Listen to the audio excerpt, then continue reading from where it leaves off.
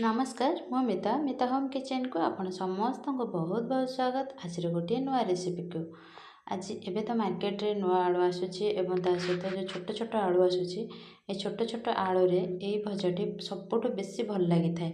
से पखाल हो कि गरम हो कि रुटी हो सबुथिरे बहुत भल लगी थाए।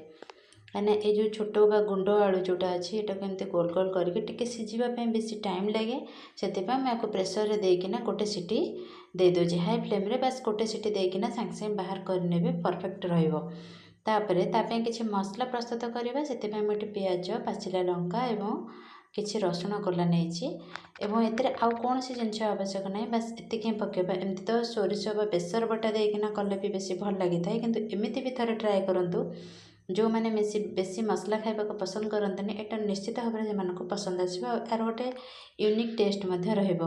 तो ये आम कौन करवा ना से जो पियाज रसुण और पाचिला लंका को बस माने पल्स मोड रे ग्राइंड कर नहीं आसवा बिना पानी रे एमती ही बनइबा कि आपड़ छेचिकी भी नहीं पारे। तापर आम कौन करवा गोटे कड़ाई बसैबा और कड़ाईटा भलसे गरम हो गला से किसी रिफाइन तेल देछि आपण सोरिष तेल दे पारे भल टेस्ट आसो। ये रिफाइन तेल मुझे देखो बस अल्प ही तेल नहीं कहीं जेहेतु आम सीझे नहीं परिवाटी केवल बस भाजवाई अल्प तेल देखिकिना नेबे। देखो ये तेल नहीं गोटे भल बास्ना आसवाई मुझे फुटण दूसरी और फुटण में मुझे जीरार व्यवहार करें कहीं जेहेतु आम ये किसी जीरा बाटिने कि जीरा गुंड देने किसी भी देने से जीरार फ्लेवरटा बहुत बढ़िया आसी थाए। से मुझे किसी जीरा पकई नौ देखु एबे जीराटी भल से फुटी आसला परे आमे से मसला ऐड करवा। जदि आपण मैंने मो चैनल नुआ अच्छा प्लीज आपण अनुरोध रहा मो चैनल को सब्सक्राइब करनी और पाखरे थी बेल आइकन को प्रेस करनी जहाँद्वारा आपण को सब वीडियो नोटिफिकेशन सर्वप्रथमे मिल पार एवं ये वीडियोटी को लाइक शेयर कमेंट करने को भूलें। आपण फ्रेंड्स फैमिली मेंबर्स मान सहित फेसबुक व्हाट्सएप मध्यम सेयार करेंगे जो मैंने आलू रे रेसिपी बनवाई बेसी पसंद करती कि आलू खाइबा को पसंद करती तो आलूर विभिन्न प्रकार रेसिपी ट्राए करूँ। तो ये रेसिपीटा ट्राए करूँ निश्चित भाव में भल लगे। जब छोट पिला बनइबे लंका स्किप करने बस बनइबे बहुत बढ़िया लगे। कलर पर काश्मीर लंका व्यवहार करेंगे मुझे कौन सी कलर व्यवहार करनी बस सिंपल जमती भजा बना जाए सेमती ही बने बस पियाज भजार भाजिकिना नि जाए मुझे टिके ग्राइंड करके नहीं बस से कि टेस्ट बहुत बढ़िया रहिबो। आपण थरे बनातु निश्चित भाव में जापर भल लगे कि ना। तापर ये देखो मुझे जो पेस्ट बनई ना पियाज रसुण लंकार सेटा दे दूची ए कौन सी पैकेट मसला गुंड मसला किसी भी यूज होबनी एमती ही ये सिंपल ही बेसी भल लगे। किसी रेसिपी थाए तार सिंपल ही बेसी भल लगी थाए। देखो तापर आम ताको कौन करवा ना टिके एपट सेपट करके भाजी नवा पियाजर कंचा स्मेल जावा पर्यंत।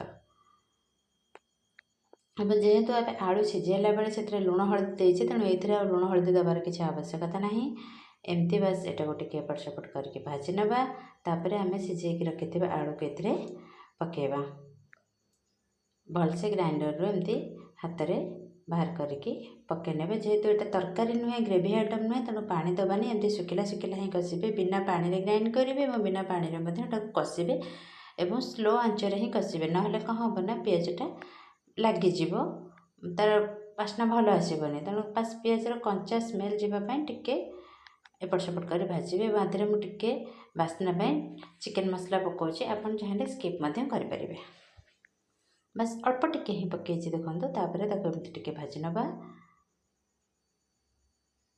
बस 2 ରୁ 3 मिनट ही भाजबे बेसी समय भाजबे ना कौन हम ना मसलाटा बेसी लगिज तलू। देखो जेहेतु आम तेल कम यूज करें देखो आदम तेल भी ना तापर से जो सीझा आलू आम देदेबा आलू टिके टिके पानी अच्छे से भाजवा भितर से पानीटा मरीज।